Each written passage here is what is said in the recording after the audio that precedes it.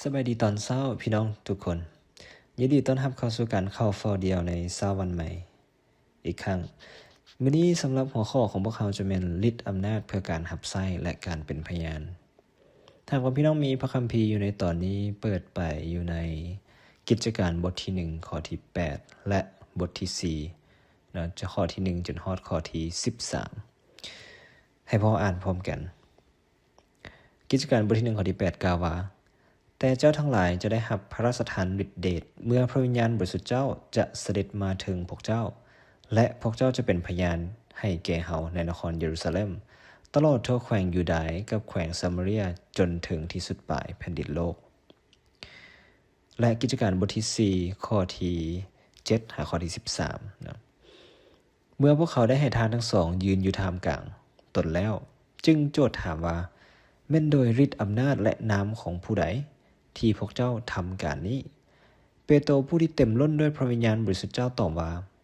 บรรดาทานผู้นำประชาชนและบรรดาเฒ่าแก่ที่นับถือวันนี้ถ้าท่านทั้งหลายโจทย์ถามข้าพเจ้าทั้งสองถึงคุณงามความดีที่มีแก่คนเปียว่าเราได้ดีปกติด้วยอย่างใดก็ขอให้พวกท่านทุกคนคือประชาชนอิสราเอลทั้งหมดฮู้ว่าที่ชายคนนี้ถูกทรงโปรดให้หายดีเป็นปกตินั้นก็โดยฤทธิเดชแห่งนามสื่อของพระเยซูคริสต์เจ้าไทนาซาเรตผู้ที่ท่านทั้งหลายได้คึงไว้ที่ไม้กางเขนและผู้ที่พระเจ้าได้ทรงบันดาลให้เป็นคืนมาจากตายพระเยซูเจ้าองค์นี้แหละแม่นผู้ที่มีคำเขียนไว้ในพระคัมภีร์ว่าหินที่พวกท่านผู้เป็นสร้างก็ได้ปะทิ่มบ่ยอมใช้ถือว่าบ่มีคุณค่าหยังก็ได้กลายเป็นหินเสาเอกในผู้อื่นความรอดพ้นนั้นบ่มีด้วยว่าบ่มีน้ำซื่ออื่นใดทั่วใต้ฟ้าที่ทรงประทานแก่มนุษย์เพื่อให้เฮาทั้งหลายต้องได้พ้นบรรดาสมาชิกสภาสูงสุดต่างก็งึดประหลาดใจเมื่อเห็นเปโตรกับโยฮันมีความกล้าหาญเช่นนี้และฮู้ว่าทานทั้งสองเป็นคนสามัญธรรมดาและขาดการศึกษาพวกเขาฮู้ว่าทานทั้งสองเคยเป็นผู้ใกล้ชิดกับพระเยซูเจ้าพวกเขาคุ้นเคยกับพระคัมภีร์กิจการบทที่1ข้อที่8กันดีเนาะพระคัมภีร์ข้อนี้เกิดขึ้นหลังจากที่พระเยซูคริสต์ได้ฟื้นคืนพระชนเนาะอยู่ในข้อที่4หาข้อที่7พวกเขาจะสังเกตได้คือกันเนาะในเวลาที่พวกเพิ่นมาเต้าโฮมกันเนาะพระองค์ก็คือ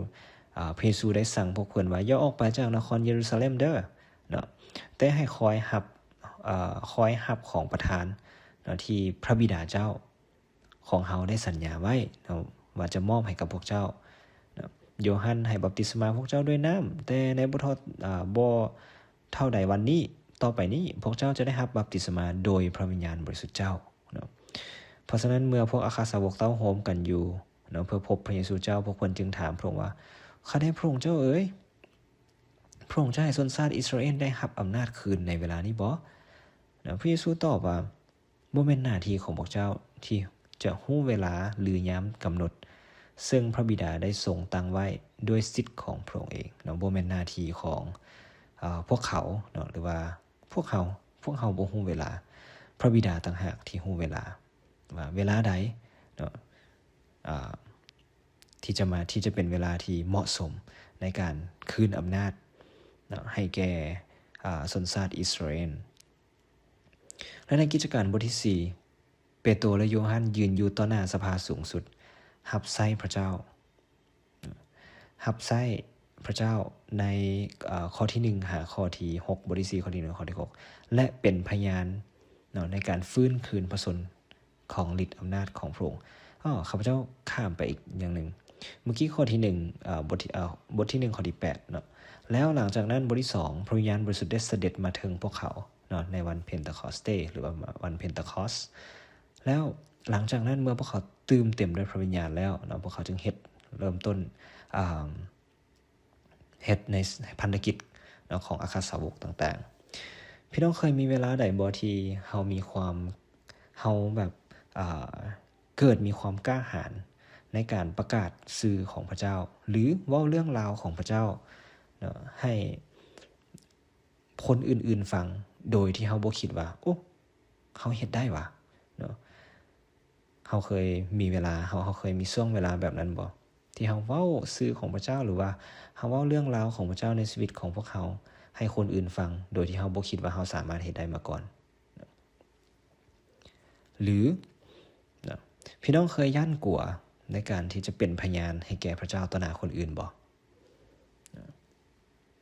ถ้าว่าคำถามที่1เนาะพี่น้องเคย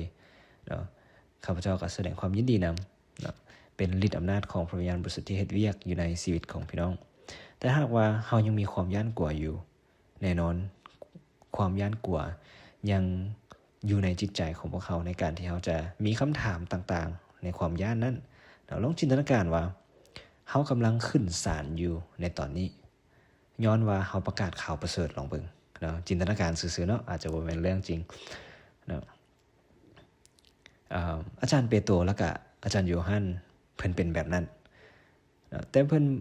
บ่มีทนายเนาะมาว่าความให้เพิ่นบ่มีผู้ที่ต้องมา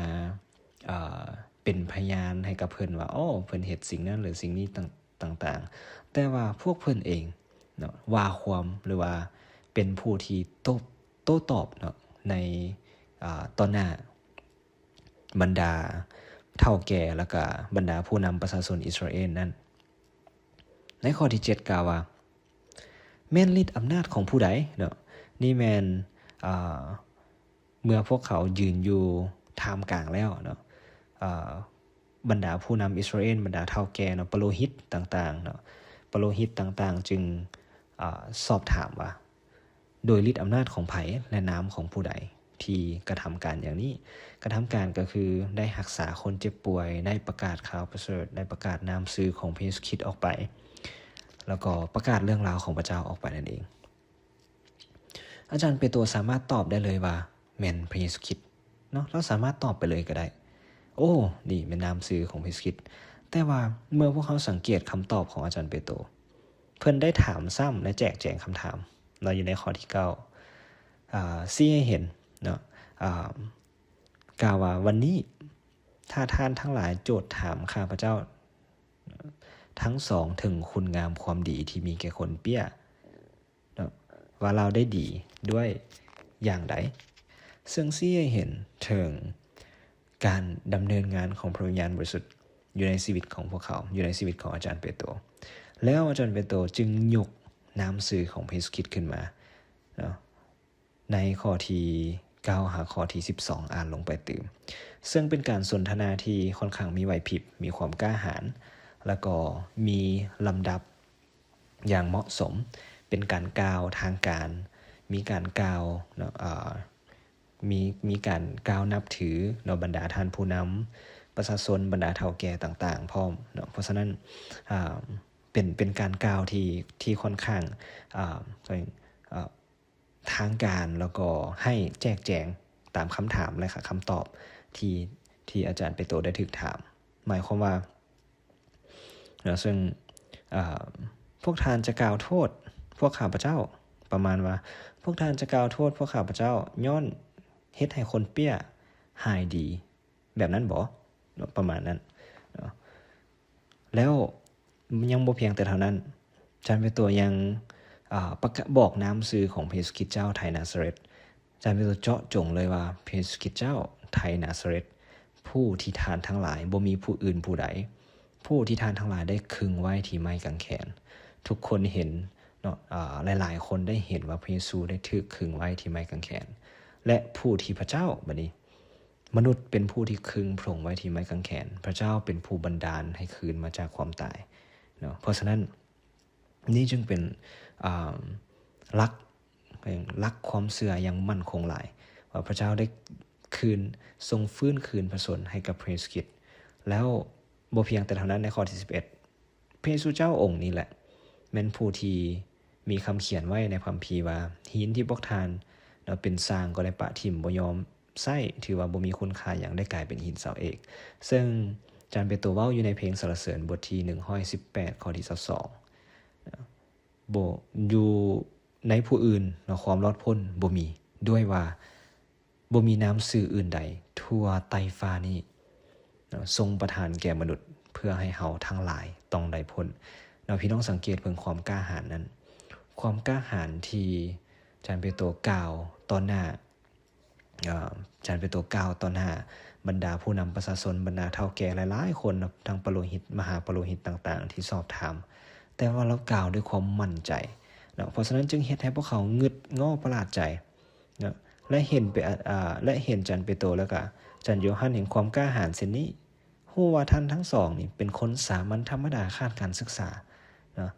พวกเขาเจ้าฮู้จักกันดีเขาเจ้าฮู้จักอาจารย์เปโตรและอาจารย์โยฮั่นดีแต่ว่าพวกเขาฮู้ว่าท่านทั้งสองเคยเป็นผู้ใกล้ชิดกับพระเยซูเจ้านะ